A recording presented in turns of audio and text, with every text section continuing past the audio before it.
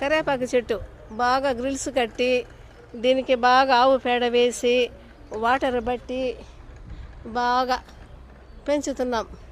అలా పెంచడం వల్ల ఈ కరివేపాకు చెట్టుకు చీడలు పురుగులు వచ్చి ఆకులు కూడా సరిగా లేవు. ఆకులు కూడా బాగా క్లీన్ చేసుకొని మనం వంటలో వేసుకోవాలి.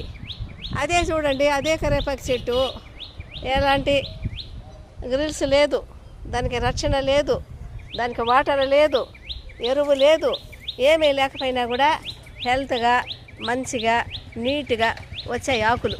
చూసారా, దానికి అన్ని పోషణలు పెట్టి అన్నీ మంచిగా చేస్తే అదే మా చీడలు పురుగులతో ఉంది. ఇక్కడ చూడండి, గ్రిల్స్కి పక్క వచ్చింది, నీట్గా ఉంది ఆకు.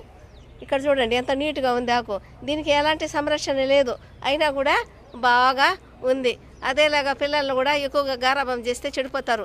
వాళ్ళు కూడా కష్టం విలువ తెలిసేట్టుగా మంచిగా కొంచెం బాధ తెలిసేట్టుగా పెంచితే వాళ్ళు కూడా ఈ కరివేపాకు చెట్టులాగానే నిగనిగలాడుతూ మంచిగా ఏపుగా పెరిగి మంచి ఎడ్యుకేషన్లో రాణిస్తారు. సుఖంగా ఉంటే మాత్రం వాళ్ళు కూడా ఇదేలాగా చెడబట్టినట్టుగా అవుతారేమని నాకు అనుమానంగా ఉంది.